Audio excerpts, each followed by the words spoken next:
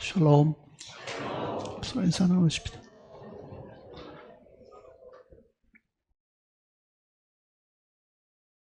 요한복음 11장을 보시겠습니다.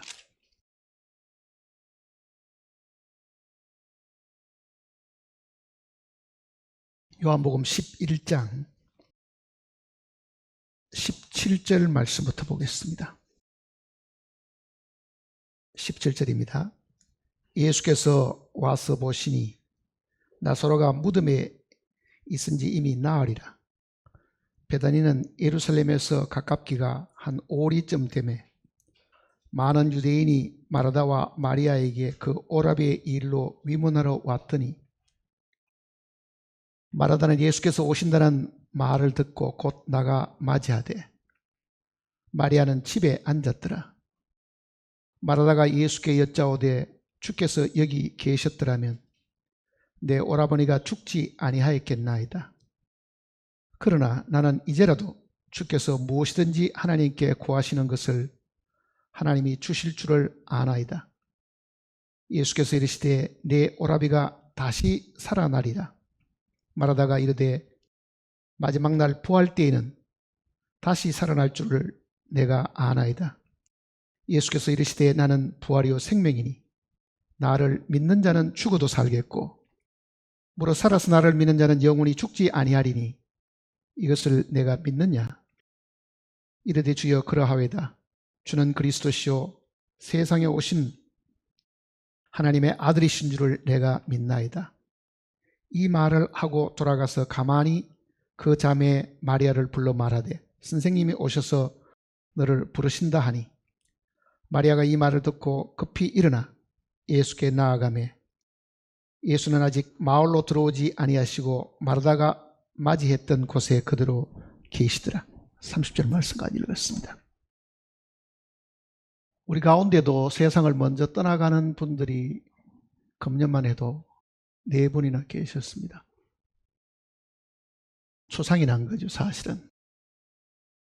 예수님 당시에도 초상이 나서 예수님께서 그 초상집에 가신 그 내용을 지금 이야기를 하고 있습니다.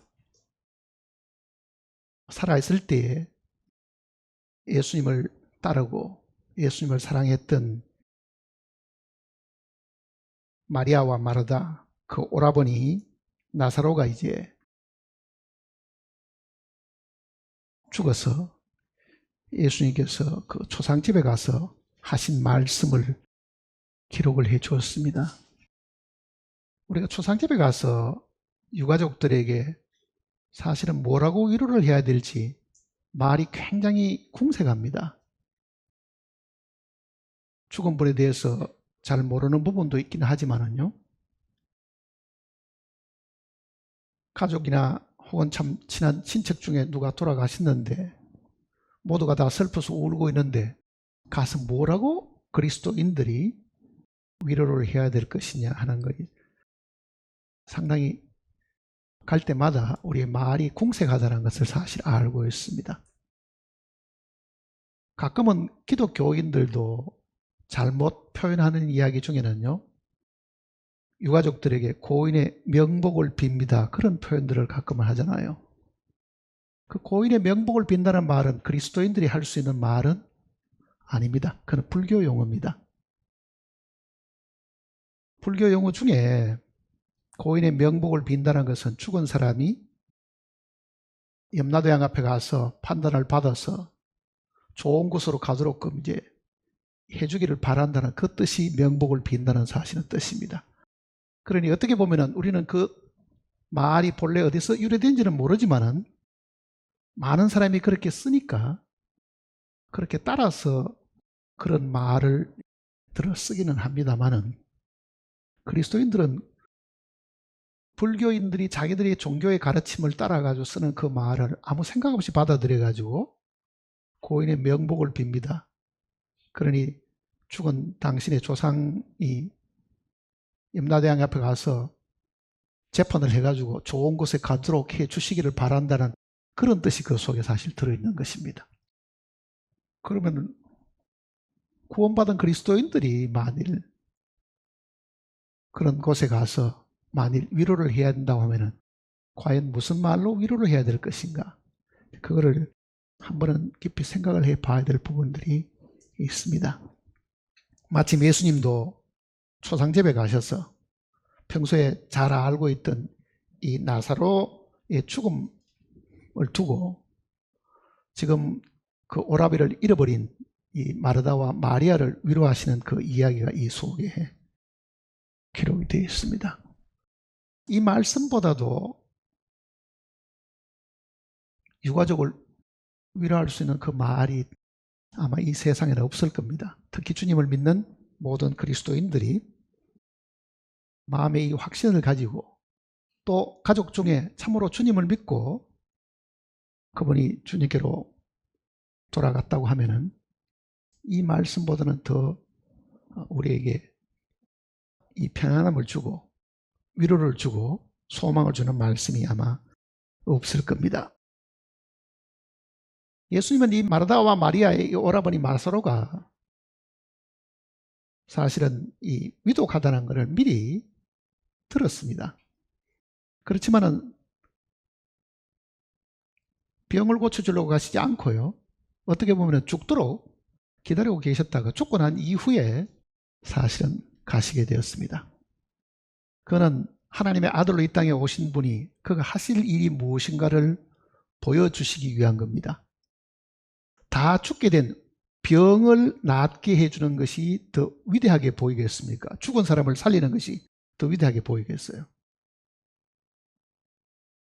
당연히 상상할 수 없는 이 죽음을 당한 이 사람을 살리는 것이 훨씬 더 하나님의 영광을 드러내는 일이기 때문에 주님은 와달라는 그 이야기에 즉각 부응하지 않으시고 죽기까지 기다렸다가요 가신 거예요, 사실은요. 그리고 정말 오늘 죽음을 눈앞에 두고 있는 우리들에게나 혹은 가족을 먼저 떠나보내는 그 유가족들에게 하나님께서 놀라운 그 약속 또 위로의 말씀을 사실은 여기에서 우리에게 가르쳐 주신 겁니다. 혹 우리 중에 먼저 가족을 떠나보내거나 친척을 떠나보내거나 하는 분들이 혹시 계시면은요, 우리가 마음속에 이 말씀을 기억하셨다가 위로의 말씀으로 삼으시기를 바랍니다. 17절을 보시면요, 예수께서 와서 보시니 나사로가 무덤에 있은지 이미 나으리라. 유대인들은 요즘도 그러지만은요, 죽으면 당일날 장사를 합니다. 당일날. 물론 특별한 경우가 있으면은 2, 3일 있다가 장사하는 것이 그런 경우도 있긴 하지만은요, 유대인은 죽으면은 바로 매장을 합니다. 당일날 매장을 합니다. 우리는 뭐 3일장 무슨 5일장 하는 것이 있지만은 지금까지도 유대인들은 죽으면 바로 무덤에 묻는데, 무덤에 있은지 이미 나으리라. 그러니까 죽은 지가 나흘 됐다, 그 이야기입니다. 무덤에 있은지 나흘이니까 당일날 죽었으니까 나흘이 된 거죠. 그럼 완전히 죽었음을 지금 이야기를 하고 있습니다.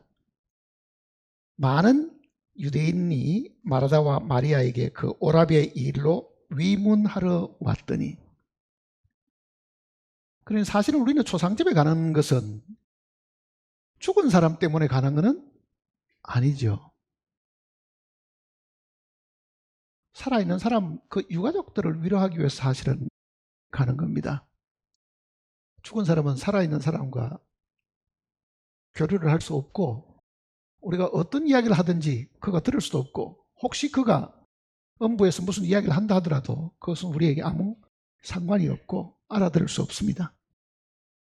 그러니 위문을 하러 가는 것은 살아있는 유가족들을 위한 것인데,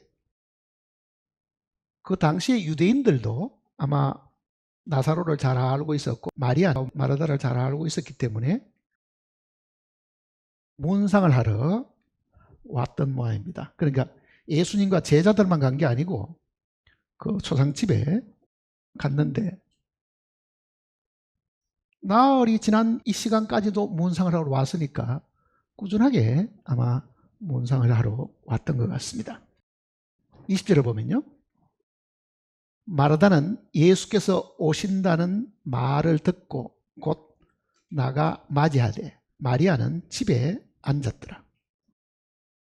마르다가 예수께 여짜오되 주께서 여기 계셨더라면 내 오라비가 죽지 아니하리이다. 그러니 지금 이 마르다의 입장은요, 아니 선생님, 우리 오빠가 아플 때 내가 전가를 보내가지고 오셔서 좀 낫게 해달라고 내가 부탁을 안 드렸습니까? 근데 이렇게 늦게 오시면 어떻게 됩니까? 이렇게 어떻게 보면 마음에 원망을 가지고 지금 하는 이야기입니다. 오시려면 진작 오시지 왜 이렇게 늦게 오셔가지고 죽고 난 다음에 오셨습니까? 이렇게 이야기를 하는 거죠. 11장 앞에를 한번 보세요. 3절 보시면 이에 그 누이들이 예수께 사람을 보내어 이르되 주여 보시옵소서 사랑하시는 자가 병들었나이다 하니, 그러니까 전갈은 죽기 전에 이미 전갈을 보낸 거죠. 예수님 빨리 오셔가지고 우리 오빠 돌아가시기 전에 오셔가지고 좀 낫게 해주십시오 하고 전갈을 보냈는데도 주님은 기다렸다가 죽고 난 다음에 사실 오셨으니, 육신적인 이 마르다의 생각은요, 주님이 원망스러운 거죠. 왜? 주님이 평소에 병자를 고치는 것을 늘 보거나 들었잖아요. 사실은요. 문둥병자도 고칠 뿐 아니라 중풍병도 고치고 소경도 고치고 많은 병자를 고친 것을 이 마르다와 마리아도 알고 있었기 때문에 자기 오라비의 병도 고쳐주실 것을 분명히 믿고 일부러 청해가지고 오시도록 해도 안 오시다가 오셨으니 마음에는 주님이 무엇을 하실까 하는 것은 잘 모르고요, 마음에 원망이 있은 거죠. 그러니까 지금 이렇게 이야기하는 겁니다. 21절 다시 봤어요. 마르다가 예수께 여짜오되 주께서 여기 계셨더라면 내 오라비가 죽지 아니하였겠나이다. 왜 오시려면 진작 오시 늦게 오셔가지고 죽고 난 다음에 오시면 무슨 소용이 있습니까? 아마 이렇게 마음속에 불평을 좀 가지고 있은 겁니다. 그렇지만 희망을 이렇게 걸었습니다. 그러나 나는 이제라도 주께서 무엇이든지 하나님께 구하시는 것을 하나님이 주실 줄 아나이다. 믿음은 있었습니다. 불평은 하기는 해도 믿음은 있었습니다. 그러니까 죽기는 했지만은 혹시나 그래도 주님이 뭐라고 하나님께 구하면은 무슨 기적 같은 일이 일어나지는 않겠는가 하는 그 일말의 희망을 가지고 지금 이야기를 하고 있는 겁니다. 예수님의 답변을 보세요. 예수께서 이르시되 내 오라비가 다시 살아나리라. 이 말을 마르다는 살아나는 것은 나도 알고 있습니다. 언제 살아납니까? 그 다음 구절 보세요.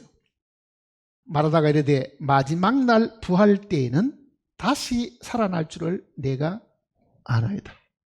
주님은 내가 네 오라비를 지금 살려주겠다, 이제 그렇게 지금 말씀하시는데 마르다는 못 알아들은 거죠. 예, 우리 오라비 살아나는 것은 부활 때 살아난다고 주님이 이전에도 말씀하셨습니다. 내 아버지의 뜻은 아들을 보고 믿는 자마다 영생을 얻는 이것이니 내가 이를 마지막 날에 다시 살리리라. 요한복음 6장 40절에는 이미 그 말씀을, 그 이전에 말씀을 하셨기 때문에 그 주님의 가르침을 이 마르다도 마음속에 기억하고 있었죠. 그러니 부활 때에 다 살아난 것을 마르다는 생각하고 있고 예수님은 네 오라비가 지금 살아나게 될 것이다. 그러니까 서로 관점이 사실은 달랐던 겁니다. 25절 보세요. 예수께서 이르시되 나는 부활이요 생명이니 나를 믿는 자는 죽어도 살겠고.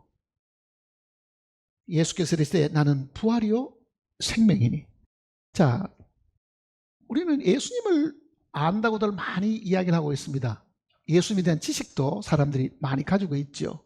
유대 땅 베들레헴에 태어나셨고 12살에 소년으로서 유월절 지키러 성전에 가셔가지고 서기관 뭐 율법학자들 이런 사람들을 파고도 토론해가지고 그 사람들이 깜짝 놀랄 정도로 지혜로운 소년 예수도 사실은 기억을 하고 있고, 그리고 30세 이후에는 공생애를 시작하시면서 하나님의 나라를 선포하시고 많은 병자들도 고치시고 정말 사람들로 하여금 소망을 갖게 하시는 그 내용에 대한 것들도 알고 있습니다. 근데 정작 알아야 될 것은 뭐냐? 부활이요 생명임을 사실 알아야 돼요. 자, 초상집에 가가지고요 절망에 있는 거잖아요. 어제까지 대화하고 얼굴 보고 손을 만져보고 서로 같이 웃고 하던 사람이 사라져보고, 이 절망에 있는 이 사람에게 만일 위로를 한다고 하면은 뭐라고 말을 해야 되겠는가? 만일 죽은 사람이 예수 그리스도를 믿고 죽은 사람이라고 하면은 우리가 정말 위로할 수 있는 말이 무엇이겠는가? 그게 뭐겠어요? 다시 살아납니다. 그 얘기잖아요. 다시 살아날 테니까 절대로 슬퍼할 필요가 없다. 예수 그리스도를 믿고 죽은 당신의 어머니나 당신의 아버지는 반드시 살아날 것이니까 두려워할 필요가 없다. 살아나되 그게 우리가 죽었다가 살아나는 것이 아니라 부활하는 거죠. 죽었다가 다시 살아나는 것하고 부활하고 차이가 어디에 있는 것 같아요? 예수님께서 말씀하신 이 부활은요, 죽은 사람이 한 며칠 있다가 살아나는 것을 부활이라고 이야기한 것이 아닙니다. 부활이라는 말과 죽었다가 다시 살아나는 것하고는 다른 의미가 있습니다. 가끔은 의학적으로도 이해가 안 되는 그런 경우가 있죠. 의사들이 완전히 죽었다고 판정을 내렸는데 나중에 보니까 살아나는 경우도 있습니다. 죽었다가 살아났습니다. 그러면은 그런 경우는 그게 부활이냐? 그건 부활이 아니죠. 그건 죽었다 살아나긴 했는데, 예수님께서 말씀하신 이 부활은요, 죽었다가 죽은 자가 살아났다, 그 내용을 이야기하는 것이 아닙니다. 부활은 뭡니까? 새로운 생명으로 다시 살아난 거예요. 옛날에 살았던 생명은 육신의 생명인데 부활의 생명은 하나님의 생명으로 다시 살아나는 거예요. 그러니까 부활하고 이 죽었다가 살아나는 이 내용하고를 우리가 분명히 구분을 해야 됩니다. 그러니까 예수님은 내가 부활이고 생명이다 이렇게 얘기하죠. 내가 부활이고 생명이다. 이 지구상에 동물이든 짐승이든 모든 생명은 하나님께로부터 주어진 겁니다. 하나님이 생명이시기 때문에 살아있는 모든 것들은요, 하나님이 주신 생명으로 사는 겁니다. 그게 육신의 생명이기 때문에 사실 그렇습니다. 육신의 생명. 그러나 주님이 지금 이야기하신 것은 그 육신의 생명을 가진 사람이 죽었는데 그 생명이 다시 살아날 수 있다라고 말하는 것은, 내가 생명이면은 없던 것에 생명을 불어넣을 수도 있고 흙으로 만들어가지고 거기에 생명을 불어넣어 살게 할 수 있다고 하면, 내가 부활이면은, 그리고 내가 생명이면은 죽었는 이거를 다시 이렇게 세우지를 못하겠느냐, 이렇게 지금 마르다에게 물으시는 것과도 같은 겁니다. 내가 부활이고 생명인데 지금 네 오라비가 죽었는 이 시체를 행해 가지고 내가 말 한마디 하면은 이 시체가 일어나지 못하겠냐, 그 말과도 어떻게 보면은 같은 이야기입니다. 자, 보세요. 우리가 예수님을 믿는다고 말하지만은 우리는 이렇게 생각합니다. 예수님도 죽음 앞에는 별 볼 일이 없어. 예수님도 죽는 사람에 대해서 어떻게 하겠냐? 만일 내가 죽는다 하면은 죽는 나를 어떻게 하겠냐? 그러니까 지금 세상에서 죽음보다 더 큰 권세는 없죠. 죽음 앞에는 모두가 다, 영웅 호걸들도 그 죽음 앞에는 다 엎드리고 그게 다 굴복할 수밖에 없습니다. 그러니 다 죽음을 두려워합니다. 그러나 가장 큰 세력인 이 죽음을 이기는 것이 있는데 그게 부활입니다. 죽음보다도 더 강한 세력이 부활이잖아요, 사실은요. 그러니 절망을 하고 있죠. 죽음 앞에는 영웅호걸도 소용이 없고 부자도 소용이 없고 죽음에 오면은 다 죽음에 사로잡혀서 죽음에 정복을 당하고 결국은 꼼짝할 수 없이 다 땅속으로 다 들어가야 되는데 그게 지구상의 모든 사람들이 죽음을 보는 눈이잖아요. 그런데 주님은 뭐라고 말합니까? 나는 죽음을 이기는 부활이고 생명 그 자체다. 자, 이 이야기보다 더 놀라운 이야기가 어디 있습니까? 한번 생각해 보세요. 진시황제도 안 죽어보려고 그렇게 애를 쓰고 불사액도 구하고 불로초도 구하고 했지만 진시황 죽어서 천년이 되었습니다. 벌써. 이 세상에 태어난 사람치고 안 죽는 사람이 아무도 없는데 결국은 죽음 앞에 모두가 다 무릎을 꿇는데 한 분이 나타나셔가지고 나는 그 죽음에서도 사람을 이렇게 세울 수가 있다. 나는 생명 그 자체다. 그거보다 더 놀라운 선언이 없습니다. 우리가 믿는 예수 그리스도는 죽음을 이기시는 분입니다. 뿐만 아니라 죽음에서 살려놓는 정도가 아니고 이제는 영원히 죽지 않는 생명도 우리에게 주실 수 있는 분입니다. 이 세상에 다른 많은 종교에서 그렇게 가르치는 종교는 이 지구상에 아무도 없습니다. 죽음을 이기는 분. 다시 살리되 영원한 생명으로 다시 살리는 그 능력을 가지신 분이 예수님 자신이라는 것을 이야기하고 있잖아요. 그러면 마르다나 마리아 같은 경우는요. 그 예수님에 대한 인식이 정확한 인식을 사실 가지고 있었습니다. 근데 자기 오라버니가 죽으니까 평소에 주님에 대한 그 믿음이 무너진 거예요. 그 내용이 그 다음에 이제 나옵니다. 보세요. 이제 24절입니다. 말하다가 이르되 마지막 날 부활 때에는 다시 살아날 줄을 내가 아나이다. 예, 이 오라비가 나중에 주님이 다시 재림할 그때 살아나는 건 나는 그때를 알고 있습니다. 이렇게 이제 말을 하는데 예수님은 전혀 또 다르게 이야기했습니다. 예수께서 이르시되 나는 부활이요 생명이니 나를 믿는 자는 죽어도 살겠고 나를 믿는 자는 죽어도 살겠고 이거를 지금 우리 마음속에 확실하게 이거를 알고 믿어야 됩니다. 나를 믿는 자는 죽어도 살겠고 예수 그리스도를 우리가 믿어서 우리 속에 생명으로 받아들였으면요 그 생명이 하나님의 이 능력이고 생명인데 그 하나님의 능력이 예수님도 죽음에서 살려냈잖아요. 하나님의 능력이 예수님을 죽음에서 살려낸 거거든. 그 동일한 능력이 내 속에 있다 하면요 죽어도 다시 살아난다. 이게 예수 그리스도를 믿는 모든 신자들의 제일 큰 소망입니다. 뭡니까? 부활이잖아요. 사실은.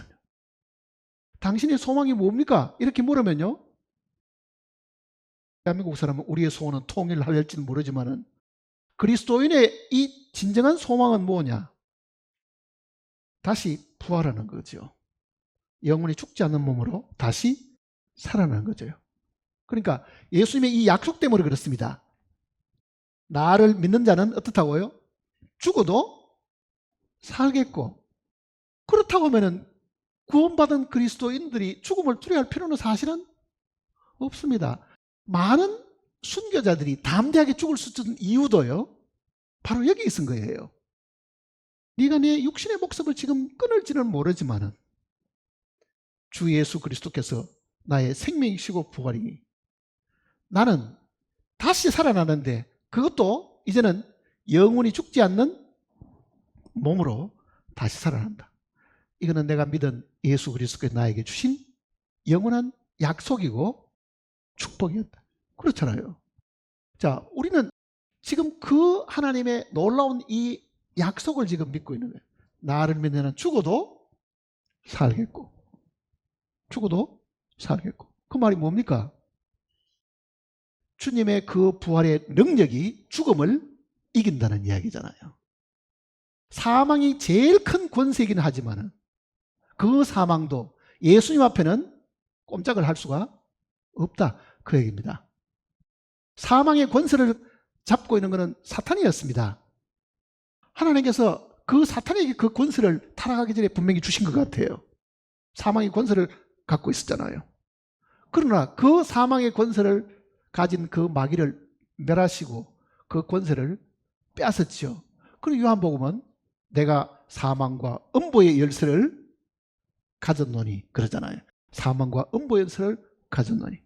그 마귀가 가지고 있던 그 사망의 권세를 주님이 되찾아 오셔서 이제는 음보의 모든 문들도 주님이 열 수가 있고 죽은 자들을 다시 살릴 수 있는 것도 주님께 있다는 것을 지금 이야기를 하고 있는 거잖아요. 그러니까 지금 이 마르다에게 내가 부활이요 생명이니, 자 다시 보세요. 25절에 예수께서 이르시되 나는 부활이요 생명이니 나를 믿는 자는 죽어도 살겠고 나를 믿는 자는 죽어도 살겠고. 그리스도인들이 죽음 앞에 정말 그 담대하게 설 수 있는 것은요, 그 사람이 무슨 용기가 있고 그 사람이 무슨 남자답고 그 사람이 무슨 강심장이라서 그런 게 아닙니다. 어디에서 그런 겁니까? 주님의 이 말씀 때문에 그러잖아요. 내가 믿은 주님이 내가 죽었어도 분명히 그를 다시 살릴 수 있다. 그거를 이 마르다가 못 알아다고 못 믿은 거예요, 사실은요. 부담 보세요. 26절 보세요. 무릇 살아서 나를 믿는 영원히 죽지 아니하리니 이것을 내가 믿느냐. 자, 살아서 나를 믿는 자는, 이거는 주님 오실 때까지 살아있으면 영원히 죽지 않는다는 뜻입니다. 자, 예수 그리스도를 믿고 죽은 그리스도인들은 주님이 신령한 몸으로 다시 일으켜 세우고, 예수님이 재림할 때까지 안 죽고 믿고 있는 사람들은 주님이 어떻게 하십니까? 천사장의 소리와 하나님의 나팔로 친히 하늘로 쫓아 강림하시리니 그리스도 안에서 죽은 자들이 먼저 일어나고 우리 살아남은 자들도 호련히, 그러잖아요. 호련히 갑자기 이 몸이 신령한 몸으로 바뀝니다. 그러니까 그 사람은 죽음을 통과하지 않고 순식간에 신령한 몸으로 바뀌게 되죠. 그거는 영원히 안 죽는 거잖아요, 사실은요. 그러니 주님이 재림 때까지 믿고 있었던 그 사람은 영원히 죽지 않고, 그 이야기입니다. 26절 다시 보세요. 무릇 살아서 나를 믿는 자는 영원히 죽지 아니하리니 이것을 내가 믿느냐. 자, 주님이 마르다에게만 물으신 게 아닙니다. 오늘 주님을 믿는 우리들, 우리가 주님을 믿는다고 지금 고백하는 우리들에게도 주님은 네가 이거를 믿느냐 물어보잖아요. 믿습니까? 대답 안 하시는 분은 안 믿고 있겠어요. 믿습니까? 대답하기가 그렇게 힘듭니까? 주님 앞에 시인을 하셔야 됩니다. 제 앞에 시인할 필요 없습니다. 주님이 물으셨으니까.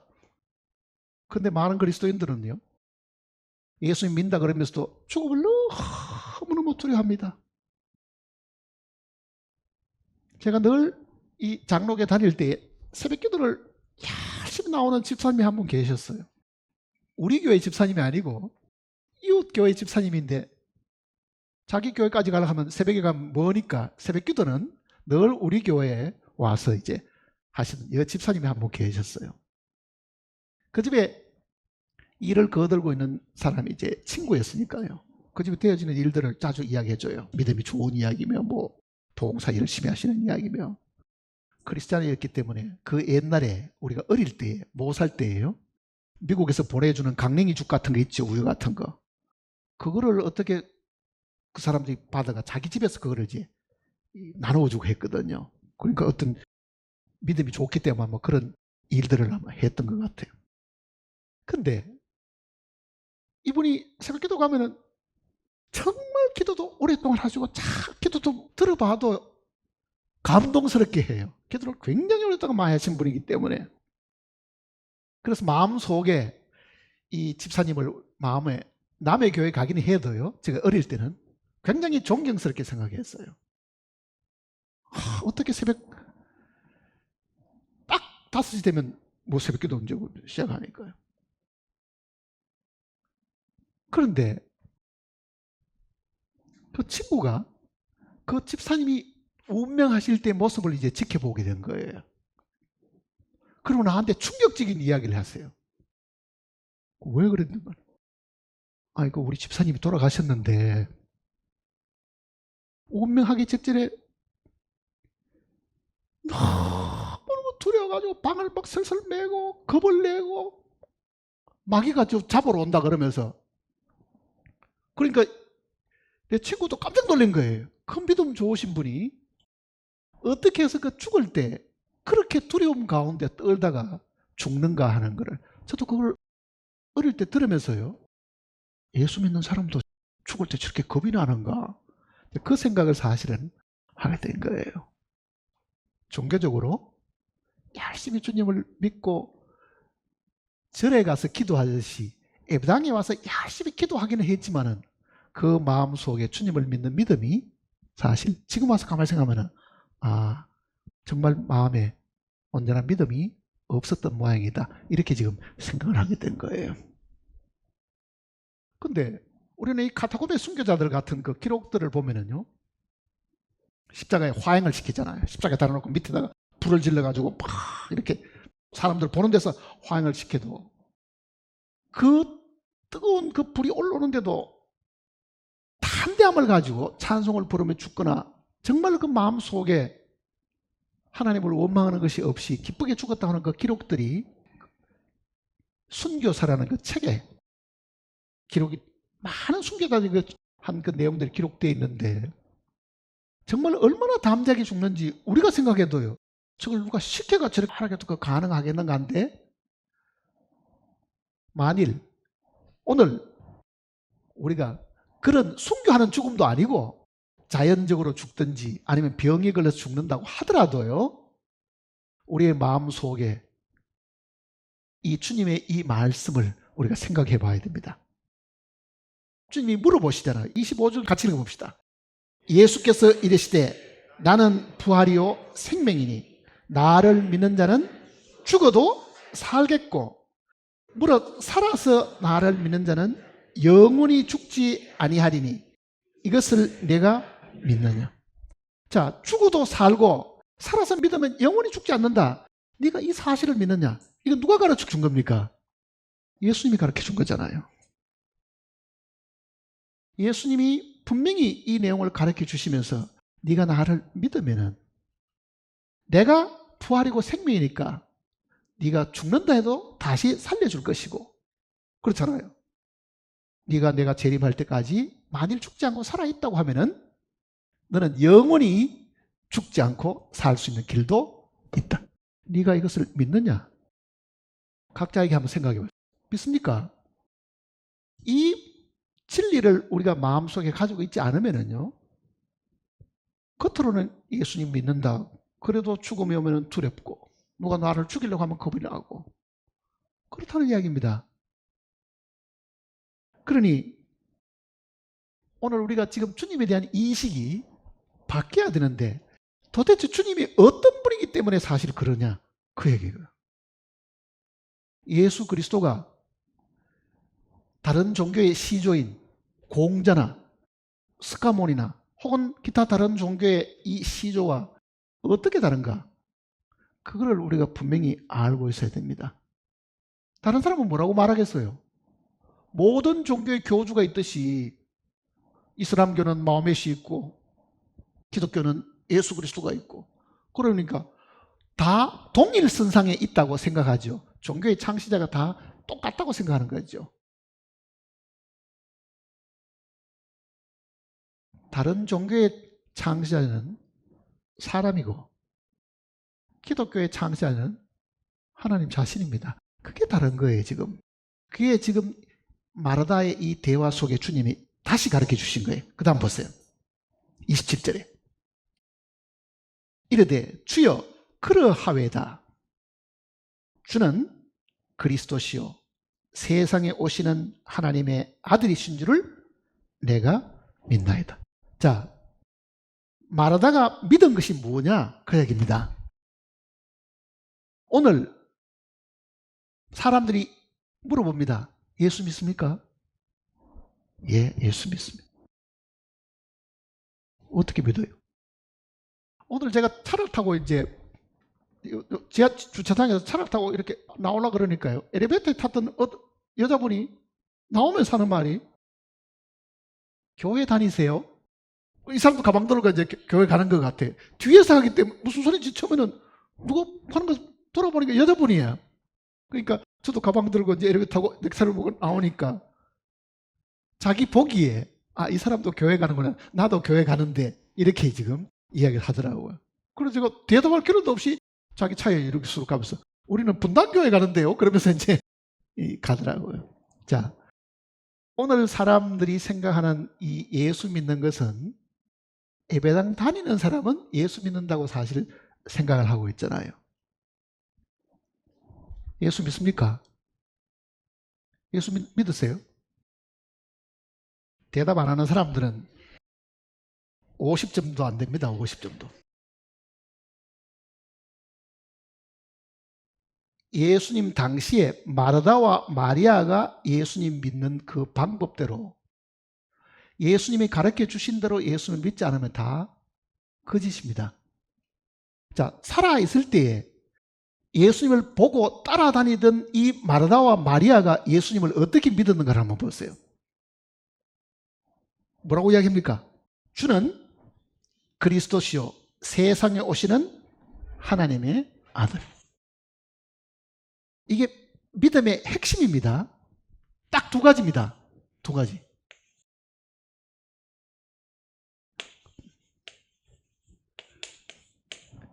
예수가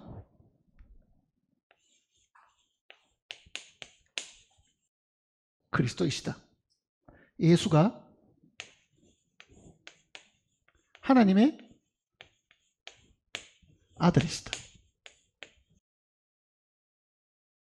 내가 믿는 믿음을 쪼개보고요. 그 쪼개서 그 안에 들은 게 뭐냐고 물으면요. 나는 예수 그리스도가 하나님의 아들이심과 그가 하나님이 보내신 기름 부으신 자이심을 믿는다. 이게 모든 믿음의 제일 핵심입니다.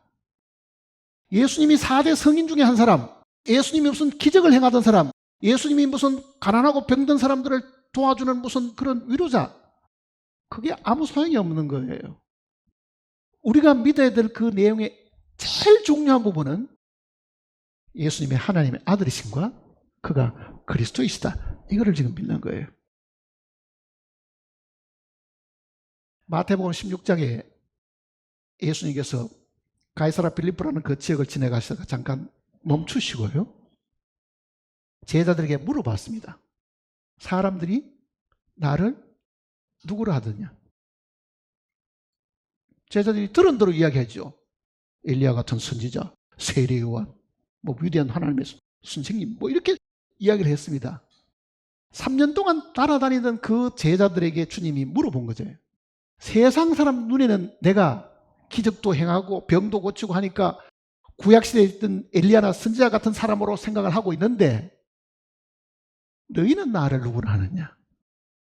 너희 보기에 내가 누구 같으냐? 이렇게 물어본 거죠. 쉽게 말하면 너희는 나를 어떻게 믿느냐? 이렇게 물어본 거잖아요. 어떻게 믿느냐? 마태복음 16장 이전에는요. 예수님이 자신을 하나님의 아들이라고 말한 적이 없습니다. 그저 인자라 이렇게 표현한 거예요. 인자가. 그러니까 인간 예수 그리스도시니까 하나님의 아들이기 전에 이 땅에 오셨을 때는 사람의 아들로 왔기 때문에 예수님은 자신을 내가 사람의 아들이다. 그러니까 16장 이전에 하나님의 아들이라는 표현이 한 번도 안 나옵니다. 하나님의 아들이라는 표현이. 그런데 그 16장에는 예수님께서 제자들에게 물어보잖아요. 너희는 나를 누구로 하느냐? 다 입 다물고 있었습니다. 베드로가 주는 그리스도시요 살아계신 하나님의 아들이시요. 예수님이 그 베드로를 축복했습니다. 바요나 시몬아 네가 복이 있다. 자, 시인하는 그 자체만 가지고도 하나님이 축복했습니다. 네가 복이 있다. 이를 네게 알게 하신 이는 혈육이 아니요 하늘에 계신 내 아버지시다. 왜? 하나님 외에는 아들이 누군지를 아는 분이 없고 예수님께서 그렇게 말씀하시잖아요. 그러니 예수님이 어떤 분인지는 하나님 아버지밖에는 모르는데 네가 나를 아는 거 보니 네가 얻은 그 지식은 네한테 나온 게 아니고 누가 나왔다고요? 하나님께로부터 나왔다. 그 이야기입니다. 하나님이 나에게 가르쳐 주신 것이다. 자, 하나님이 그리스도이시다. 하나님이 그리스도이시다. 그리스도란 말은 이거는 그리스 말입니다. 그리스 말. 히브리 말로는 메시아라는 말입니다. 메시아. 둘 다가 외래어니까요. 외국어니까 처음 성경을 듣는 사람들은 그리스도가 뭔지 메시아가 뭔지를 잘 모릅니다. 그러나 그 말의 뜻은 기름을 부은 자 이런 뜻입니다. 기름을 부은 자. 자, 이 기름을 붓는다는 것은 구약 성경 속에 하나님이 자기가 어떤 일을 부탁을 하려고 하면 하나님이 자기 권한을 위임을 하게 되겠죠. 그 권한을 위임받은 사람, 하나님의 어떤 일을 부탁받은 사람에게 하나님이 기름을 부으라고 말하죠. 그게 왕이든지 제사장이든지 선지자든지 기름을 붓도록 명령하신 겁니다. 그러니까 기름을 붓는다는 그 말은 하나님이 자기 일을 위임을 했다는 표징으로 기름을 부은 거예요. 위임을 했다. 내가 이 사람에게 모든 일을, 내 일을 맡겼다는 그 뜻이잖아요. 그러면 예수님은 언제 기름을 하나님이 부으셨어요? 예수님은 성령으로 잉태를 하셨고요. 태어날 때는 성령으로 잉태하셨고, 그가 공생애를 시작하실 때 세례요한에게 침례를 받으실 물에서 올라오시니까 어떤 일이 생겼습니까? 하늘이 열렸습니다. 성령이 비둘기같이 자기 위에 임하심을 보시더니 예수님도 그걸 보신 거잖아요. 성령이 비둘기같이. 그러니까 공생애를 시작하실 때 내가 이 내 아들에게 기름을 붓는다. 그게 성령이 임하신 겁니다. 하나님이 직접 예수님께 성령을 부어주신 거잖아요. 그거는 세례요한도 보았고 둘러선 많은 사람들도 그 사실을 목격을 했습니다. 실제로 했잖아요. 그리고 하늘의 음성이 뭐라고 말합니까? 이는 내 사랑하는 아들이요 내가 기뻐한다. 자, 하나님이 예수님이 공생애를 시작하실 때에 하나님이 그에게 기름을 부으셨고 하나님이 친히 이는 내 아들이라고 확정을 사람들에게 가르쳐 준 겁니다. 그렇잖아요. 예수님이 스스로 내가 기름 부은 자다, 내가 하나님의 아들이다 그렇게 말을 하지 않아도요. 그때 그 예수님이 침례 받을 때 둘러보고 있었던 사람들은 그 사실을 목격하고 그 하늘의 음성도 우리와 같은 소리를 분명히 들었을 겁니다. 자, 예수님은 분명히 하늘의 하나님도 이는 내 아들이요. 그렇죠. 이는 내 아들이요. 내 기뻐하는 자다. 그리고 성령이 비둘기같이 그 위에 임하시더니 그게 하나님이 그에게 모든 일을 위임하신다는 기름 부으심을 사람들에게도 보여주신 겁니다. 그거를 베드로가 목격을 했는지 아니면 그 이후에 그 내용을 주님께로부터 들었는지 모르지만은요, 베드로는 그 사실을 알고 있었잖아요. 주는 그리스도시요 살아계신 하나님의 아들이십니다. 다른 제자들은 다 까먹은지는 모르지만은요, 주님이 그렇게 고백하는 그 베드로에게 네가 복이 있다. 그러면 만일 내가 오늘 예수님을 향한 내 마음에 이 고백을 할 때, 주여, 주님은 하나님이 세우신 기름 부으신 자고 주님은 하나님의 아들이십니다. 이렇게 만일 고백을 한다고 하면 주님이 나를 향해서도 뭐라 그러겠어요? 네가 복이 있다. 아마 이렇게 해요. 자, 사복음서가 기록된 이유가 어디 있습니까? 예수님의 출생부터 부활 성천하는 그 내용을 기록해 놓은 그 이유가 어디 있어요? 목적은 한 가지입니다. 모든 사람들에게 예수 그리스도께서 하나님의 아들이심과 그리스도이심을 가르쳐 주려고 이 사복음서가 기록된 거라고요. 요한복음 20장을 보세요. 요한복음 20장 31절입니다. 31절 같이 읽어보겠습니다. 오직 이것을 기록함은 너희로 예수께서 하나님의 아들 그리스도이심을 믿게 하려 함이요 또 너희를 믿고 그 이름을 힘입어 생명을 얻게 하려면, 이게 이 사복음서가 기록된 목적입니다. 이 세상의 모든 사람의 아들들에게 지금부터 2000년에 태어났던 그 나사렛 예수는 하나님의 아들이시고 그가 하나님의 모든 일들을 위임받은 기름 부음 받은 자로 이 땅에 오신 분이다. 그거를 모든 사람들에게 깨닫고 알고 믿도록 하기 위해서 이 성경이 기록되어 있고, 그거를 믿어야 그분이 하신 사역도 믿을 수가 있습니다. 예수 그리스도가 하나님께로부터 보냄을 받았다는 것을 믿지 못하고 그가 하나님의 아들임을 믿지 못하면요, 그가 우리를 위해서 죽으신 것과 부활하신 것을 어떻게 믿겠어요? 못 믿지, 그거는. 그러니 먼저 믿어야 될 게 뭐냐? 예수님은 하나님의 아들이시다. 이게 지금 사람들 인식 속에는 이 인식이 없는 거예요. 4대 성인 중에 한 사람, 이 세상에 오셔가지고 가난하게 살면서 가난한 사람의 친구가 되고 불우하고 억울한 사람들이 편이 되어가지고 그들과 함께 동거동락하시고 자기를 희생하신 위대한 무슨 선생처럼 생각하지만요, 그 지식이 그 사람을 구원할 수 있는 것은 절대로 아닙니다. 이 지식이 없으면 사실은 우리는 구원받지도 못합니다. 이 사도 요한은 이 내용을 구체적으로 또 요한 1서 내용 속에도 이렇게 표현을 했습니다. 요한 1서 한번 보세요. 요한 1서 4장입니다. 15절입니다. 4장 15절.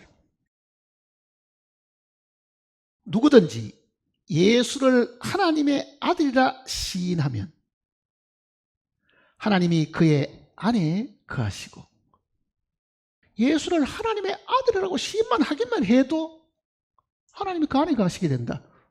얼마나 놀라운 이야기입니까? 5장을 보시면요, 5장 1절입니다. 예수께서 그리스도이심을 믿는 자마다 하나님께로부터 난 자니. 자, 우리가 지금 믿는 그분이 예수님이 메시아, 즉 예수님이 그리스도이시다. 하나님께로부터 모든 사명을 받아서 이 땅에 와서 그 일을 이루실 하나님이 보내신 그리스도이시다. 이 사실만 믿어도 뭐 어떻다고요? 하나님께로부터 난 자니. 이 사도 요한이 5장 1절에는 예수를 그리스도로 믿어라 그렇게 표현했죠. 그 다음에는 5절을 보세요. 뭐라고 되어 있는 거? 예수께서 하나님의 아들이심을 믿는 자가 아니면 세상을 이기는 자가 누구냐? 자, 우리가 믿음으로 세상을 이기는데, 모든 유혹과 죄들도 이길 수 있는데, 그 이김이 예수를 믿는 믿음 때문에 그런데 뭐를 믿은 겁니까? 예수 그리스도가 보통 사람이 아니고 하나님의 아들이시고 그 하나님의 아들이 내 속에 들어와 계시니까 그분이 못할 일이 뭐 있느냐? 세상도 능히 이기게 하신다. 그 얘기잖아요. 우리의 힘과 노력과 수고로 이기는 것이 아닙니다. 우리가 믿은 주 예수 그리스도께서 우리로 하여금 이기게 하시는데, 그분은 우리와 같은 평범한 사람이 아니고 하나님의 아들이시고 하나님의 정권을 위임한 기름 부은 자이시기 때문에 그렇다. 그거를 지금 사도 요한이 지금 우리에게 가르쳐 주는 거잖아요. 그러니 우리 마음 속에 이 사실이 분명해야 됩니다. 이 사실이. 바울을 위시해서 예수님의 모든 제자들도요, 그들의 전하는 메시지의 중심은 하나님의 나라와 예수 그리스도신데, 그 예수 그리스도를 전가할 때에 예수님이 당신을 위해서 죽었습니다. 그건 나중 이야기입니다. 그 예수 그리스도가 하나님의 아들이심과 그리스도이심을 제일 먼저 전해야 되는 거예요. 그러면은 예수님을 제일 반대하던 유대교의 율법학자였던 바울이 어떻게 했는가를 보세요. 바울이 다메섹 도상에서 눈이 멀고 주님을 처음 만나게 된 이후에 그가 전간 메시지의 중심 내용도 바로 하나님의 아들이심과 그리스도임을 전가한 겁니다. 사도행전 9장을 보세요. 17절을 보세요. 9장 17절. 아나니아가 떠나 그 집에 들어가서 그에게 안수하여 이르되, 형제 사울아, 주 곧 내가 오는 길에서 나타나시던 예수께서 나를 보내어 너로 다시 보게 하시고 성령으로 충만하게 하신다 하니, 즉시 사울의 눈에서 비늘 같은 것이 벗어져 다시 보게 된지라. 일어나 세례를 받고 음식을 먹음에 강건하여지니라. 자, 유대교에 열심히 있던 이 율법학자가 주님을 만났습니다. 눈이 멀었죠. 눈이 먼 상태 속에서 사울아 사울아 네가 어째 나를 핍박하느냐, 그 음성을 듣고 눈은 감은 채로요. 물었더니 하늘의 음성이 뭐라고 합니까? 나는 네가 핍박하는 예수다 그러잖아요. 그리고 이 아나니아를 통해 가지고 다시 눈을 뜨게 되고 난 이후에 그가 제일 먼저 한 일이 뭔가를 보세요. 19절입니다. 음식을 먹음에 강건하여지니라. 사울이 다메섹에 있는 제자들과 함께 며칠 있을새 즉시로 각 회당에서 예수가 하나님의 아들이심을 전파하니. 그러니 사도가 전한 복음의 제일 중심의 핵심은 예수님이 하나님의 아들이시다 그거잖아요. 그것만 전한 게 아닙니다. 22절 보세요. 사울은 힘을 더 얻어 예수를 뭐 했다고요? 그리스도라 정을하여 다메섹에 사는 유대인들을 당혹하게 하니라. 그러니 사도 바울도 이 구원받자 말자 그가 전하는 이 전도의 핵심은 예수님이 하나님의 아들이시다. 그가 하나님께로부터 보냄을 받은 기름 부음은 자시다. 그 내용이잖아요. 그러니 이 복음의 핵심의 이 내용은 바울이 로마에 잡혀가가지고 재판을 받기 전에도 그가 전했던 이 복음의 내용의 핵심입니다. 마지막에 한번 보세요. 사도행전 마지막에.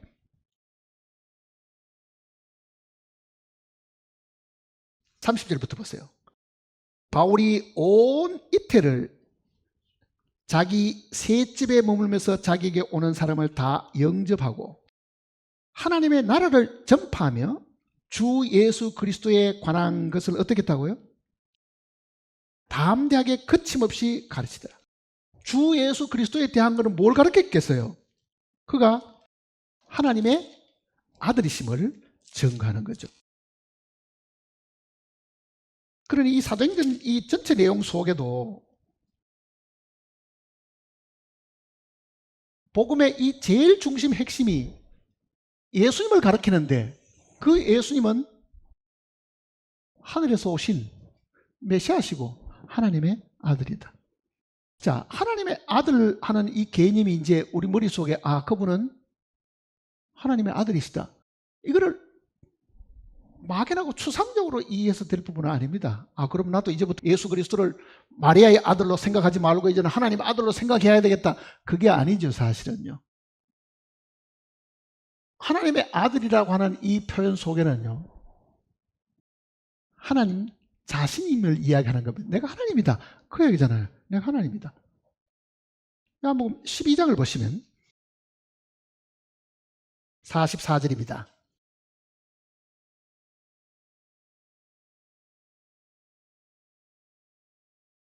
12장 44절. 예수께서 외쳐 이르시되 나를 믿는 자는 나를 믿는 것이 아니요. 누구를 믿는 거라고요? 나를 보내시를 믿는 것이며 나를 보는 자는 나를 보내신 이를 보는 것이요. 자, 우리는 예수님이 하나님의 아들이라고 말을 하는데 아들이신 이분이 바로 하나님 자신이라는 걸 이야기하는 거잖아요. 내가 하나님이다. 그 이야기입니다. 십자가에 못 박혀 죽으실 때까지는 사람들 눈에는요, 평범한 사람으로 봤습니다. 평범한 사람. 그 육신 속에 하나님이 그 안에 계시는 것을 사람의 눈으로 알아볼 수가 없었습니다. 그러나 예수님은 자신을 두고 나를 보는 사람은 나를 보는 것이 아니고 하나님을 보는 것이다. 나를 믿는 것은 하나님을 믿는 것이다. 그 예수님께서 뭐라고 말씀하십니까? 하나님을 믿으니 또 나를 믿으라. 네가 만일 하나님을 믿는다 하면은 나를 믿으면 그게 바로 하나님을 믿는 것이다. 이제 그 얘기잖아요. 하나님을 믿는 것이다. 자, 그러면은 왜 우리가 지금 이 예수 그리스도를 그저 육신의 인자, 사람의 아들로 인식하는 데서부터 시각이 바뀌어가지고 하나님의 아들로 믿어야 되는가 하는 부분을 한번 보세요. 왜 그런가 하는 걸 보세요. 하늘이 있고요.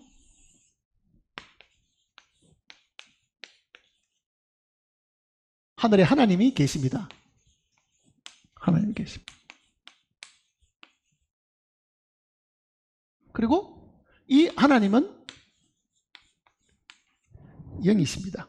자, 머릿속에 하늘, 하나님이 계시는 이 셋째 하늘 같은 경우는요, 물질적인 어떤 공간이 아닙니다.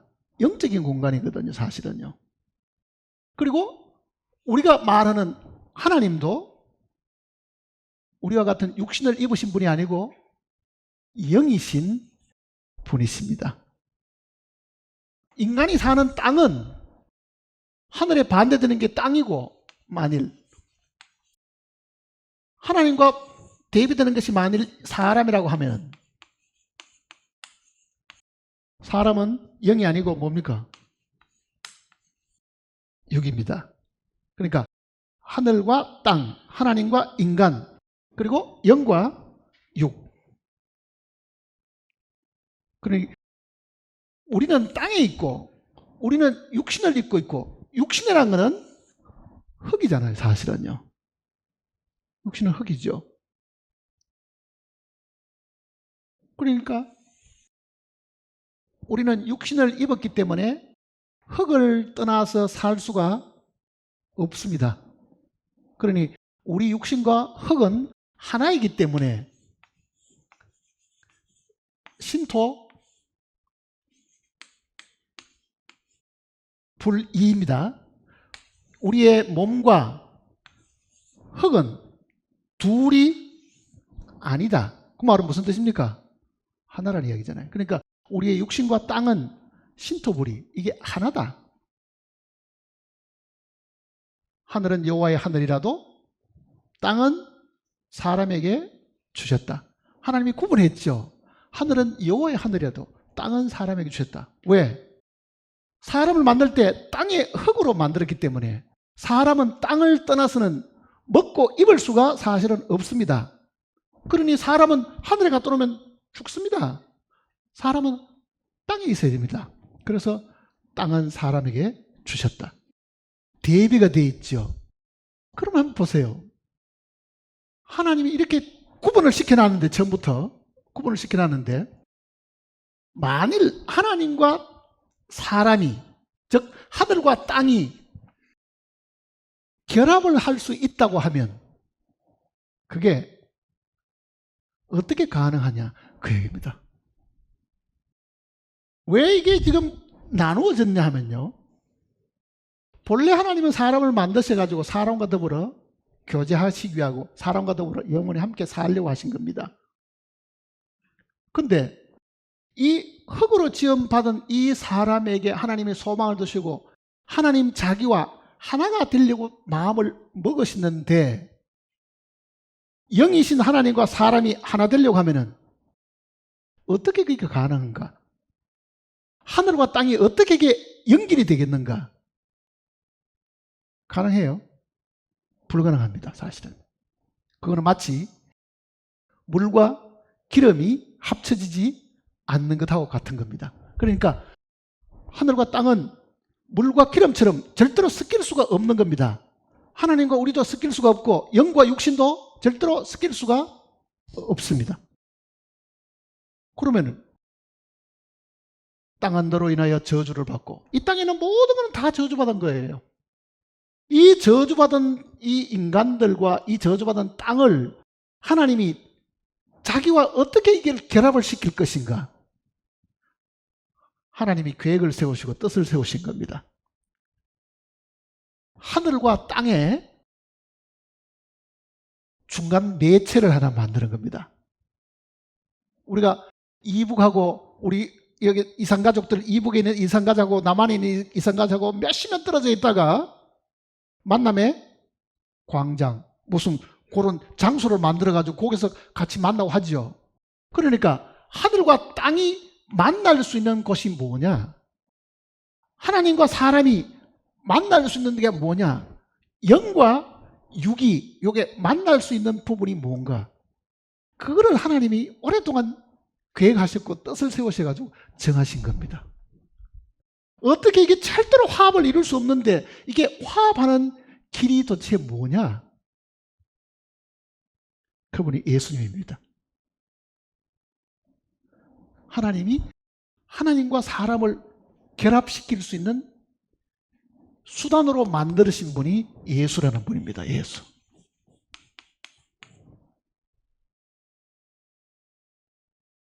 디모데전서 보십시다. 디모데전서 2장을 보시면요,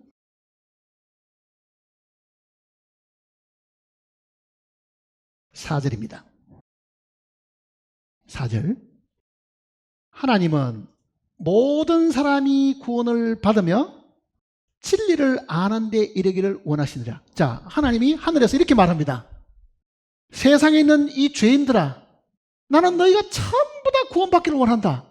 하늘에서 크게 스피커를 틀어놓고 세상을 향해 가지고 나는 세상에 있는 모든 사람이 다 구원받기를 원한다. 말만 하면 어떻게 하는데요? 그러면 우리가 듣고 예, 우리를 구원해 주세요 뭐 이렇게 소리를 지르면 하나님께서 그래 내가 구원해 주겠다 이렇게 하실 수가 없는 거예요. 왜? 이거는 성분이 다르잖아요. 영과 육은 성분이 달라가지고 이게 절대로 화합을 이룰 수 없으니까요. 하나님이 정하신 방법이 있습니다. 그게 그 다음 구절입니다. 보세요. 이제 하나님은 한 분이시요 또 하나님과 사람 사이에 중보도 한 분이시니 곧 사람이신, 여기 특별히 사람이라고 강조한 이유가 있습니다. 사람이신 예수 그리스도시라. 자, 하늘에서 이 세상에 있는 모든 죄인들아, 나는 너희가 절대로 멸망하지 않고 다 구원받기를 바란다. 그게 하나님의 뜻이잖아요. 그러면은 그 구원의 구체적인 방법이 뭐냐? 하나님 편에서 오셨으니 예수님은 하나님의 영이 그 속에 계시는 분이잖아요. 그러니까 내 안에 하나님이 계셔 그의 말씀을 하는 것이다.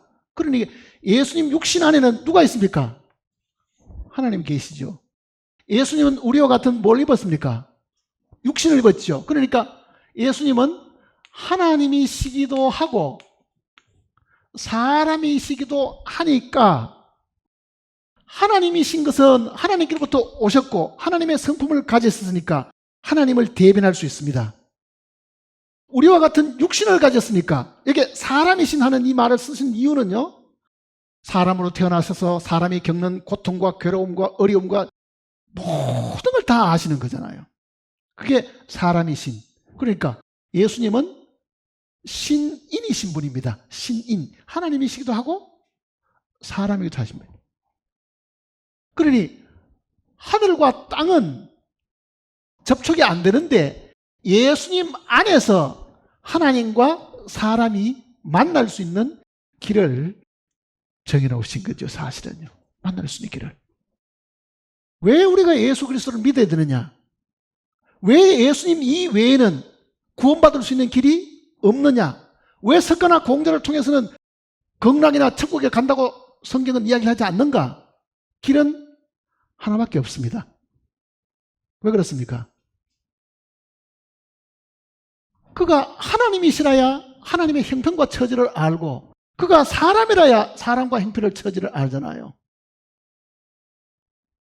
그러니 예수님은 이 땅에 오셔서 마태복음 16장 이전에는 내가 인자다, 내가 사람의 아들이다, 사람의 아들이다, 사람의 아들이다, 그렇게 말씀하시다가 16장에 되면서 주는 그리스도시요 살아계신 하나님의 아들이시다. 그러니까 사람의 아들이시기도 하고 하나님의 아들이시기도 하다. 자, 예수님이 뭐라고 말씀하십니까? 내가 곧 길이요 진리요 생명이니 나로 말미암지 않고는 아버지께 올 자가 없다. 나로 말미암지 않고는, 예수 그리스도를 통하지 않고는 이 세상에 육신을 가진 사람들은 절대로 영이신 하나님 앞에 이를 방법이 없다. 내가 유일한 길이고 통로다, 그 얘기잖아요. 나를 통하지 않으면 절대로 갈 수가 없다. 하나님이 그렇게 정해놓으신 것이다. 그러니 어떤 사람은 자기가 산기도 가서 하나님 앞에 직접적으로 기도하면 뭐를 얻을 수 있는 것 생각하지만요, 하나님은 인간이 예수를 통하지 않고 인간이 구하는 그 기도를 직접 절대로 들으시는 분이 아닙니다. 모든 기도의 응답은 예수 그리스도를 통해서 하나님이 주시는 거죠. 그래서 예수님께서 그거를 우리에게도 분명하게 말씀하셨습니다. 요한복음 16장을 보시면요, 요한복음 16장 23절입니다. 23절. 그 날에는 너희가 아무것도 내게 묻지 아니하리니 내가 진실로 진실로 너희에게 이르노니 너희가 무엇이든지 아버지께 구하는 것은 내 이름으로 주시리라. 자, 내가 비록 하나님께 구한다 하더라도 하나님은 나에게 직접 주시는 일이 없다. 누굴 통해 주십니까? 예수님 때문에 주신다. 그 얘기입니다. 24절 보세요. 지금까지는 너희가 내 이름으로 아무것도 구하지 아니하였으나 구하라 그리하면 받으리라. 너희 기쁨이 충만하리라. 자, 하나님이 우리의 기도를 들으시는 것은요, 우리가 주님의 이름으로 구하기 때문에 주시는 겁니다.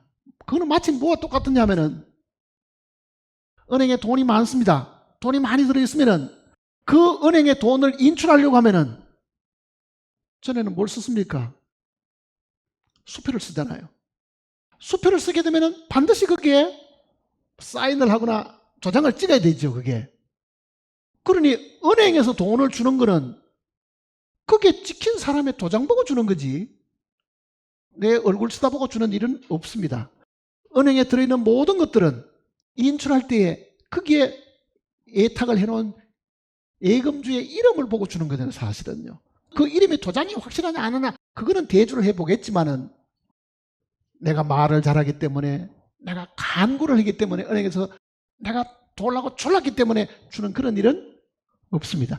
그러니 하나님의 나라에 있는 보화의 모든 창고에 들어있는 것들은 이 세상에 주님을 믿는 사람들이 다 주님의 이름으로 기도하고, 주님이 우리에게 주시는 것은 내가 잘나서, 내가 똑똑해서, 내가 눈물을 흘렸더니 내가 하나님을 사랑하기 때문에 주신 것이 아니고, 내가 빌려다 쓴 그 이름 보고 주신다, 그 얘기입니다. 그러니 하나님과 우리 사이에 예수 그리스도 없이는요, 어떤 것도 연락이 되거나 주고받을 수 있는 길이 없습니다. 그러니 예수 그리스도라는 이 이름이 얼마나 큰 이름인가를 한번 생각해 보세요. 천하 인간의 구원받을 만한 다른 이름을 우리에게 주신 바 없다. 예수님 밖에 하나님께서 다른 이름을 우리에게 주신 일이 없다, 그 이야기잖아요. 그런데 우리는 그 예수님의 이름을 그렇게 귀하게 생각하지 않습니다. 그 이름이 얼마나 큰 능력을 가진지도 모릅니다. 그 이름 하나면 하늘에 있는 모든 보화에, 모든 창고에 들어있는 것들을 하나님께서 그 이름을 믿는 자들에게, 그 이름을 이렇게 구하는 자들에게 다 주신다고 하셨는데도 우리는 그 이름이 그렇게 귀한 줄을 모르는 거예요, 사실은요. 그리고 이 예수 그리스도 없이 어떤 사람도 하나님 앞에 이를 길도 사실은 없습니다. 그러니 우리의 초점은요, 보이지 않는 하나님의 초점을 둘 게 아니라, 영이신 하나님께 초점을 둘 게 아니라 그 하나님에 대해서 제일 잘 아시는 주님 앞에 둬야 됩니다. 그래서 성경은 주 예수를 믿으라고 말한 거죠. 주 예수를 믿으라. 하늘에는 하나님을 믿으라 이렇게 이야기하지 않잖아요. 왜? 하나님 믿는 것은 너무 추상적입니다. 보이지도 않잖아요. 그러니 보이지 않는 그 하나님을 보이도록끔 우리에게, 들리지 않는 그 하나님을 직접 음성을 들을 수 있도록 아들을 이 땅에 사실은 보내셨거든. 그러니까 우리의 믿음이 어디 있는가를 생각해야 됩니다. 주여, 나는 베드로가 고백한 것처럼 참으로 주님은 하나님의 아들이시고 하나님이 보내신 기름 부음 받은 자이십니다. 그리고 그가 이 땅에 오셔서 대신 죽으시고 부활하심으로 나에게 영원한 죄의 사함과 영원한 생명도 주셨습니다. 그러니 그 이후에 그가 이 땅에 오셔서 이루신 그 모든 일들은 그 다음 이야기입니다, 사실은요. 근데 얼마나 많은 사람들이 예수님이 하나님의 아들이심을 믿는 사람이 이 지구상에 얼마가 되겠냐고요. 이슬람 교도들이 한 20억 가까이 되는데, 이슬람 교도들은 자기들이 믿는 하나님을 알라라고 이야기합니다.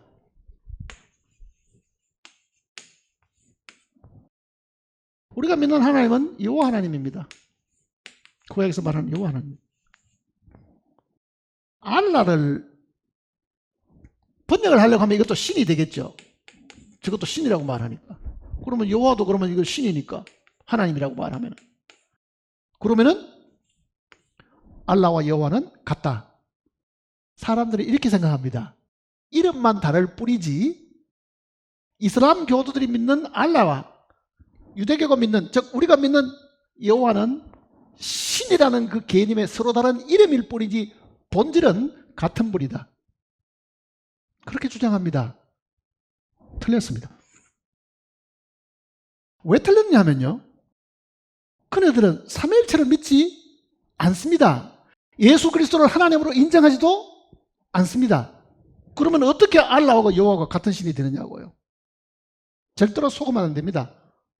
그런 경우는 없어요. 하나님의 아들이 있다? 말도 안 되는 이야기다 그러잖아요. 말도 안 되는 이야기. 이슬람교도는 그렇게 이야기합니다. 마치 유대인들이 예수 그리스도를 지금 믿지 않는 것하고 같은 겁니다. 유대인들은 하나님을 믿지만은 나사렛 예수 그리스도를 하나님의 아들로 인정하지 않잖아요. 이슬람교도도 마찬가지입니다. 하나님에게 무슨 아들이, 그 유대교를 그대로 뻔을 보고 지금 하는 이야기거든요. 그러니 알라와 이 여호와 하나님은 같은 하나님이 절대로 될 수가 없습니다. 예수 그리스도가 하나님의 아들이심을 인정하지 않는 이 교리들과 이 가르침은 마귀에서 나온 겁니다. 사실은요. 거짓입니다. 그러니 우리는 실제 하나님에 대해서는 직접 모릅니다. 우리는 예수님이 하나님에 대해서 우리에게 가르쳐준 그 내용을 갖고 아는 거잖아요. 나를 본 자는 아버지를 보았거든. 네가 하나님 보고 싶기를 원하느냐? 네가 나를 봤으면 아버지를 본 거다. 그렇게 이야기했잖아요. 왜? 아버지가 내 안에 계셔 그의 일을 하시는 것이다.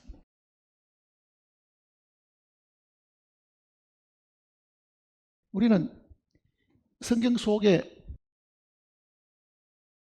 선지자 혹은 제사장 이런 표현들을 자주 보는데요. 선지자는 하나님 편에 서 있는 사람입니다.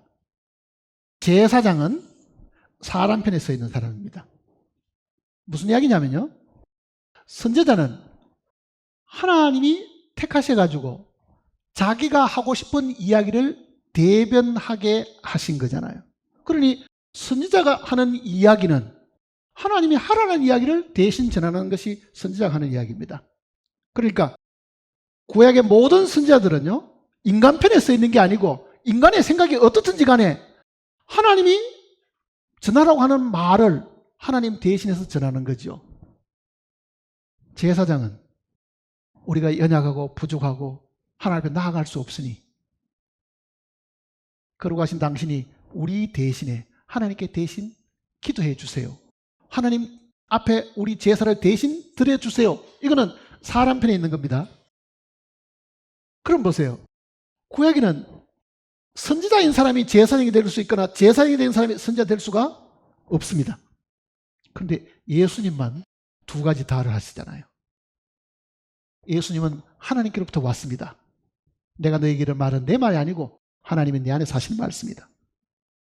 그러니 예수님이 하늘에서 오신 하늘의 선지자입니다. 그러니까 예수님 당시 사람도 나사렛 선지자 예수 그렇게 말하잖아요. 뿐만 아니라 그는 인간 편에서 우리를 위해 가지고 하나님 앞에 제사를 대신 드려주시는 제사장이죠. 그러니 예수 그리스도가 신이고 사람이라는 이 말 속에는요, 신으로서 하나님의 말씀을 우리에게 전해주신 분이고 인간으로서 인간 제사장이 되셔가지고 하나님 앞에 우리 죄를 대신 드려주시는 두 가지 사역을 동시에 다 하시는 분이십니다. 그러니 우리 죄를 대신해서 하나님께 기도해 주시는 분, 하나님의 뜻을 우리에게 전달해 주시는 분, 그분은 예수님밖에 없습니다. 예수님밖에. 그러니까 우리의 마음 속에 이게 분명해야 됩니다. 평범한 우리와 똑같은 사람이 아니시고 우리와 같은 사람의 몸을 입으셨으나 그는 하나님 자신이었습니다. 하나님이시다. 하나님이시기 때문에 우리에게 하나님의 생각과 하나님의 뜻을 우리에게 다 이야기해 줄 수 있습니다. 사람의 사정을 사람 속에는 영 이외에 누가 알리요? 이와 같이 하나님의 사정도 하나님의 영 외에 누가 알겠느냐? 그러니 예수님이야말로 하나님의 사정을 제일 잘 아시는 부활하신 부활의 영이시잖아요, 사실은요. 믿습니까? 예수님을 믿습니까? 참으로 우리의 마음속에 이 믿음이 분명해야 됩니다. 그저 대충 예수님이 우리 죄를 위해서 죽었단다. 다른 사람 다 믿는 거 나도 못 믿을 건 뭐 있어. 그게 아닙니다. 그러니 우리 마음속에 이 성경 구절을 한 구절 한 구절을 이렇게 보실 때마다요, 이 성경에 있는 이 말씀은 하나님의 거룩한 선지자들이 하나님께 받아서 우리에게 말씀하신 거잖아요. 그러니 하나님이 우리에게 하신 말씀이니까 그 하나님의 말씀은 틀림이 없고 거짓도 없고 그렇잖아요. 사실이죠. 진실한 거죠. 그러면 성경의 말씀이 사실이고 진실하면은 만일 우리가 안 믿었다가는 어떻게 되겠어요? 성경에 기록된 심판과 성경에 말하는 영원한 죽음과 불목과 이 모든 것들도 사실이 된다고 하면은 우리는 사실을 믿지 않음으로 인해 가지고 그 결과를 우리가 스스로 자초하는 그런 일들이 된다. 그 이야기입니다. 그러니까 매일 삶 속에 매일매일 성경을 읽는 동안에요, 참으로 주님은 하나님의 아들이시고 하나님께서 보내신 그리스도시고 그가 부활하셨다는 것은 보세요. 그가 인자로 계시는 것은 애창조에 속한 모든 것을 다 처리하기 위하신 것입니다. 그러니 그가 인자로 죽으실 때는 그의 죽음 속에 아담 이후에 이 세상과 세상 사람들을 모두를 그 속에 다 담고 죽으신 것이고, 그가 하나님의 아들이 되신 것은 부활로 말미암아 우리에게 새로운 피조물이 되게 하시려고 하는 겁니다. 그러니 왜 그러면 예수님이 사람의 몸을 입으셨는가? 땅에 속한 모든 것들을 어떻게 하는 겁니까? 다 처리해버리고 종결시키고 부활하심으로 땅의 것하고 관계없는 하늘에 속한 생명으로 부활하셔서 그 생명을 주시기 위해서 하나님의 아들이신 거죠, 사실은.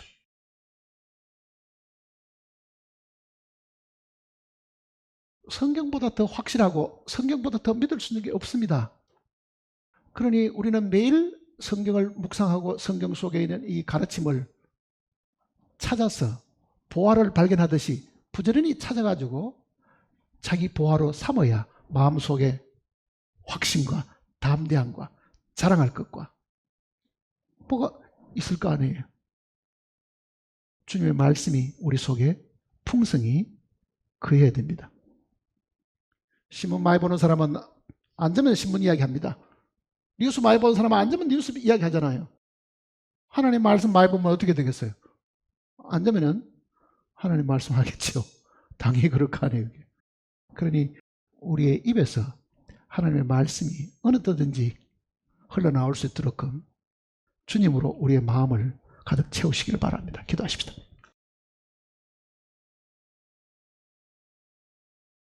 우리를 죄 가운데서 구원하신 아버지 하나님, 이 일을 하시기 위해서 아들을 이 땅에 보내셨습니다. 사람의 몸을 입고 이 땅에 30년 넘게 사시면서 우리가 겪는 여러 가지 어려움과 환난과 고난과 시험들을 직접 체험하셨습니다.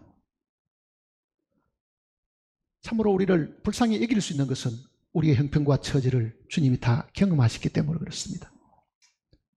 죽으심으로 애창조에 속한 모든 것을 끝을 내셨고, 부활하심으로 우리로 하여금 하늘에 속한 새로운 피조물이 되게 하셨습니다. 이 놀라운 사실들이 이미 이루어졌고 온 세상에 전파되었는데도 많은 사람들이 이를 알지 못하고 자기 길을 계속 걸어가고 있습니다. 우리에게 이 진리를 먼저 깨닫게 해주셨으니 이 진리를 믿은 우리 모두가 마음의 용기와 큰 기쁨과 담대함을 가지고 이 사실들을 온 세상에 나가서 열심히 전파하는 저희들이 되게 도와주시옵소서. 세상 어디를 둘러봐도 희망이 없고 절망과 고통과 괴로움밖에 없음을 저희들이 알고 있습니다. 마귀가 이 세상을 다스리고 있기 때문에 전쟁을 부추기고 서로 미워하고 죽이도록 하고 있습니다. 주님의 나라가 이 땅에 도래하기 전까지는 이 땅에는 온전한 의와 화평과 희락이 없음을 저희들이 확실히 알고 있습니다. 하나님의 나라가 이 땅에 임하기를 간절히 구합니다. 하나님의 뜻이 하늘에서 이루어진 것처럼 매일의 생활 속에서 하나님의 뜻이 이루어지기를 진심으로 저희들이 기도하고 있습니다.